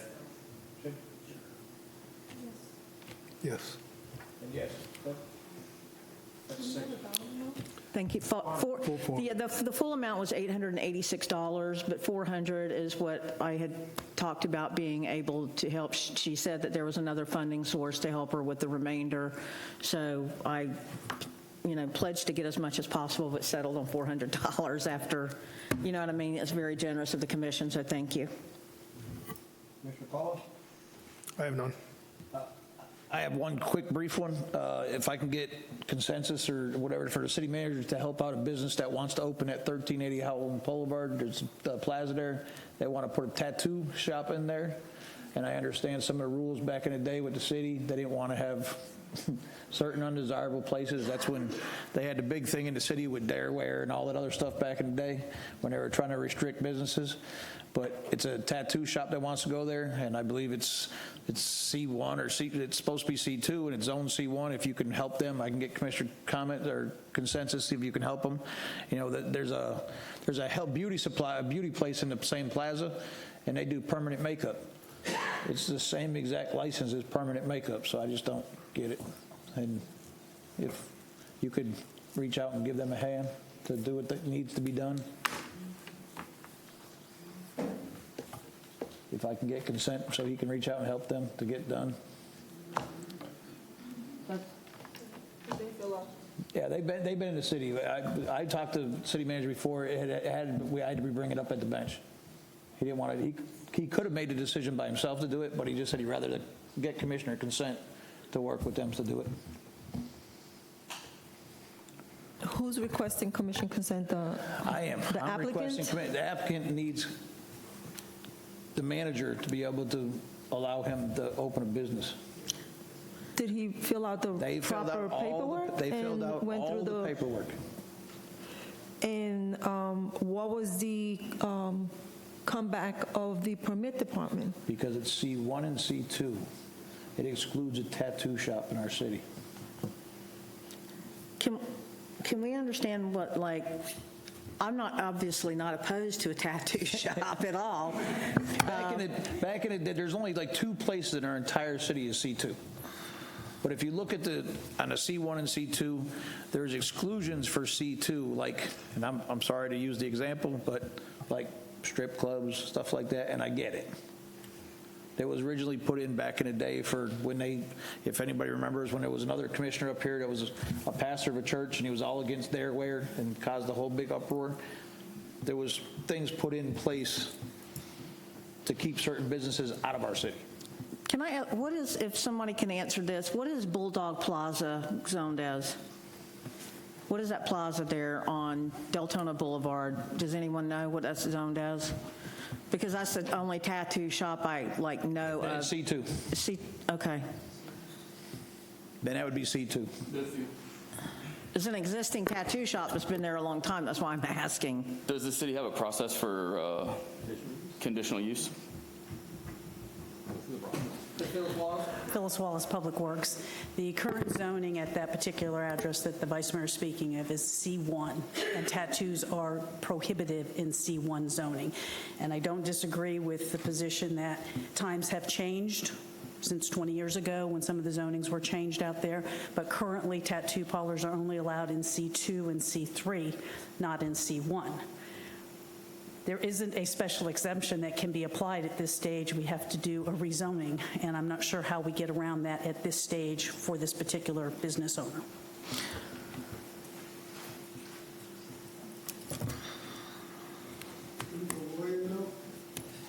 So I would like to understand what, you know what I mean, what that is, because I would like to help guide them through the process. Obviously, we want commercial business here to find out. Can we explore how that is laid out in the city? Because I want to be inclusionary, right? And I would love to help a business get there, but I want to do it for the proper channels, because this is what I hear.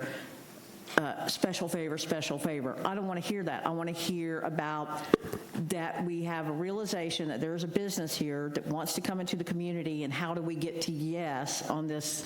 So I would like to understand how we do that legally and what the recommendation is based on other C1 zonings. You know what I mean? And do we even have any C3 in our city? We do. Where? I couldn't tell you where it's at off the top of my head. 'Cause I know C2 and there's only, C3 like- zonings are very limited. There is no doubt about that. There's only like 2 places in the whole entire city, maybe 3, that are C2. And 2 of the 3 places is still just a field by like their center. It's a field of grass, that's C2. So they've made it, the original planning in the city when it all became, like I said, to keep certain businesses out of town. And it's funny because you can, in that same plaza, you can have a smoke shop that you have a smoke shop, you can have a liquor store, you can have a bar, you can have all this, but you can't have it just makes no sense. So, I'm sorry, Vice Mayor. What I would like to request is that and that is truthful, that permanent makeup is same as tattooing. So I want to understand how that permanent makeup shop can be there doing something that is licensed under the same professional regulations that a tattoo shop is, right? I want to understand. I'm trying to get a business to yes. How do we help them get to yes? And if that's part of our discovery and doing our land use and how we're coming up, I mean, I know that's far away, but what I want to do is be able to get us there, because we really are trying to court more commercial business. So I would like for this commission to be helpful there. So that's where I'm at with that. And if we've never done it before, there's got to be a process that we could put in place for a conditional use permit or something along those lines that is available to everybody and not just one. Yeah. Well, there's different people over the years that have got conditional use, and we've made exceptions and let people do stuff. So I was just seeing if he could work with him to get it done.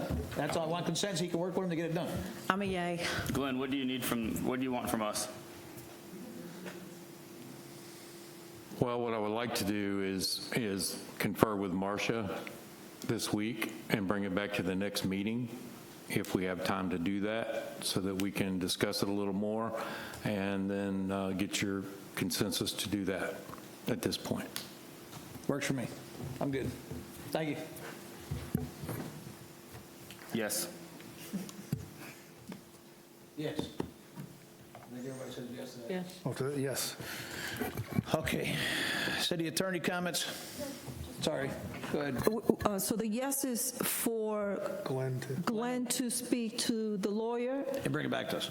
and research and then bring it back to us. Doesn't mean that we have approved this. Right. Just wanted to make clear. And I do know what I'm asking. I just want to make sure that I'm saying yes to something that it's not going to be taken another way. Thank you. City attorney comments? City manager comments?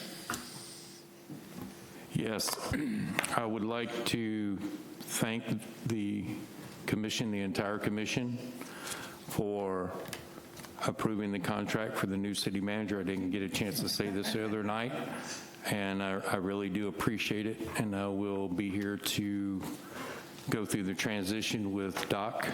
I was recently, after the vote the other night, I did speak to him in all transparency, and I just want to congratulate him if he's watching, and again, I want to thank y'all. That's all I have. City commission comments. Commissioner Rott? I don't, other than this is a time that we should be celebrating. This is a milestone for the city. We've got a new city manager coming in. We've got a lot of good things on the horizon, and I think that needs to be our focus. Commissioner Shimkus? Commissioner Vila-Vasquez? Thank you, Mayor. So yes, I'd like to welcome Doc.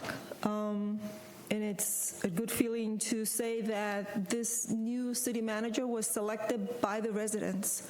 They're the ones who told us the committee did an excellent job selecting the finalists, and at the last minute, they wrote to us, and residents wrote to us and told us who they wanted to be the city manager. So this new city manager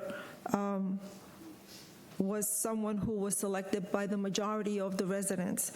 Glenn, I want to thank you for all the work that you did for us and all the help that you gave us while this search was taking place. You did a great job, and I want to thank you for it. I also want to mention that we still have a little ways, but we have this beautiful event coming up, and it's Memorial Day Ride. I think it's up in the back, and it's being put together by VEMA. VEMA is an organization whose members are veterans. They are firefighters, and they're also law enforcers, all first responders, and we're partnering with them for Memorial Day. It's going to be a bike ride that's going to be leaving from here, from the city of Deltona. They're going to be escorted by the Sheriff's Department bike riders. It's going to be beautiful. And if you take one in the back, if you're a biker, you can sign up using their QR code there. And then there's going to be a little event taking place here at the courtyard. It's going to be live music, food vendors. We're also going to make a stop at our veterans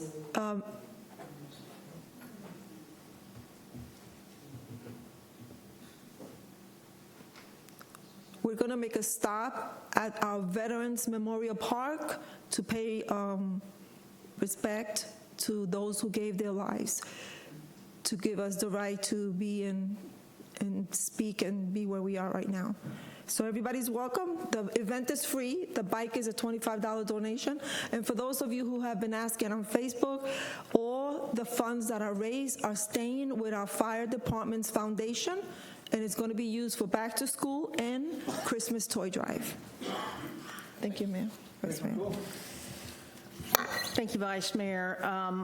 Something I forgot to bring up, but I just want, if City Manager, the bandwidth issue that's interrupting our meetings is getting frustrating for our residents. So whatever TF it is, could we please address it? It is so aggravating because it is one of the basic things that we give to our residents that aren't able to come to meetings is the ability to watch the meeting, and it's frustrating. So I would please like that addressed and brought back to us what the problem is and how we're going to solve it. It's reported every week that we have a bandwidth problem, and as much money as we spend in IT, I just would like that fixed, please, or resolution brought to us. Also, I wanted to let you know, over the weekend, I did talk to the city manager, and we would be bringing back another a water forum. And what this is for is that in the history of with dealing with Deltona water, there are residents that have unexplainable water bills at times, and it happens. And I know that our water department is very serious about addressing these and finding out where the problem is so that we can fix it on the city side or the resident side. The misnomer that the water department will not come out and help is completely untrue, because I know that there are reps from the water department that will come out to help a resident that hasn't made resolution yet about what may be wrong. They'll come out and help check for issues and recommend that they get a plumber, or they will help because 95% of the issues that I've been asked to address because of my working with these issues have been, it's been something, not necessarily a leak. And I wish that we would quit telling that. I understand that we need to go through the checklist, but how can we help you find this? Just the word leak is very triggering to some people because they believe it's a canned answer. And even though it is the top of our checklist, we've used it a long time, and I wish that we could find a way to reframe that. How can we help you find what's going on? That might be a better way to do that. So Glenn and I talking, he informed me that he was going to be bringing up a workshop regarding the new systems and the new meters to give the residents progress on what we're doing and how they'll be able to access the software that will be available, meaning that you can take a look at your consumption on the hourly after all of this is up. Correct, Glenn? Once all of the meters are established in place. Yes, okay, thank you for that. We appreciate that. So please know that that's coming up. I believe that our goal was for 30 days from now, or, kind of in that area, so that we could get you finished with the process that you need to do, and then we would have staff here to answer people's questions when they bring a water bill and understand what the procedure is. We will have city employees come out and try to help you deduce what the problem is if you have a problem. If you can't get in touch with the water department, any commissioner is more than happy, and the city manager and Phyllis is happy to facilitate that. So please understand that that's what we offer, that we want to do here. Also, I would like to address our IRS issue, and there was a lot of controversy or a lot of speaking about, what happened the other night and whatever, and here's the thing. We're depending on our city manager to gather all information about this process. This is what he does. There is an attorney working on this at the time also. And I do not want our public to take some of the commissioners' pragmatism, meaning sitting and not speaking out about it, because I like to gather all information before I start out there in the public, so that if something comes back, I am sure of what I'm dealing with. And when I was told about this, I am not sure what I'm dealing with and would like to have all information. And Glenn is updating us on the situation along with the attorney, and a lot of this is newly coming up. I'm not as passionate as the vice mayor when it comes to drilling down on things. So do not take a commissioner's silence for lack of being interested in how this affects the residents, because it's furthest from the truth. First of all, this isn't back taxes. Please take that out of the narrative. Whoever you are, please take it out of the narrative. This has to do with a form being filed regarding hospital insurance. And none of us are tax experts, and we have, however, called in someone that is. And so I really wish this process moving along is being transparent, because you deserve to know. But no one that's sitting up here currently and no one that's sitting over there or there had any knowledge of this until it was recently brought up. So forgive me for not jumping out at the news or the media or declining requests to speak on something that I don't have full knowledge of. But I will tell you that when I do, I'll be more than happy to answer questions. But right now, we don't comment on pending litigation. But I just wanted to clear that up, because there's a lot of misinformation, because we have a lot of social media attorneys and we have a lot of social media tax experts all of a sudden. So I just want that clarified from this point also. So thank you very much, Mr. Vice Mayor. Appreciate it.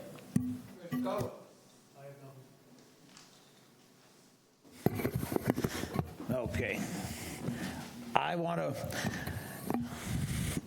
address, I guess, being a little bit over-exuberant, whatever word you want to call last week. So I want to apologize to the rest of the commission for me speaking out and being a little hasty last week at the meeting, and I apologize to the residents for being a little hasty. This is something that caught us all by surprise, and like Commissioner McCool just said, nobody here knew about it, took part in it, had anything to do with it. Nobody on this section over there had anything to do with it. Nobody over there. I mean, our own city attorney just got told about it, I think, the same day we did. So it wasn't like we knew what was going on. Now, that being said, I would really, even with everything going on, I know how IRS works. I have my own issues with the IRS. I've been arguing about 10 years over a personal issue of my own money that I owe IRS. So I know how the IRS works. So with that being said, I'm not going to get into the whole city part of it, but we need to have something in place so this does not happen, or somebody gets held accountable, because we had our finance director just leave and resign. I know you can't make someone stay here, but they also, not that it was all her fault, but she was around and knew this was taking place. So, but she just left with a big check too. We need to have some kind of safeguards in place that keep us safe. I mean, everybody wants to say, these are the residents, we're all residents too. We all live here. It's all our tax money too. We're no different than anybody else. We were just ones that were insane for a moment and decided to run for office. But we're all residents too. So it's our money too. But we need something where this does not take place. I mean, there's no ifs, ands, or buts about it. This shouldn't have took place. Not for 1 year, 2 years, 3 years, 4 years, or 5 years. Never. And I understand it was just a form that was filled out correctly. It's not our tax money. It wasn't something that money that we owe. It's a fine. So I'm going to let y'all handle it. The new manager's coming in. He's going to handle it. I understand Mary Leesom is the one that hired an attorney. I heard you said that you hired an attorney, but I have some of the documents that said Mary Leesom hired the attorney. I don't know where she had the signing authority for that, but I'll leave that one alone. But I hope you get to the bottom of this, and I hope as soon as possible you get some kind of thing written up and presented to everybody up here exactly what took place, who had partake in it, and who didn't have partake in it. But it needs to come sooner than later, because this is something that is on all our minds, all the residents' minds. This should have never happened. And somebody, just like I said before, somebody should be held accountable. I don't care, somebody somewhere.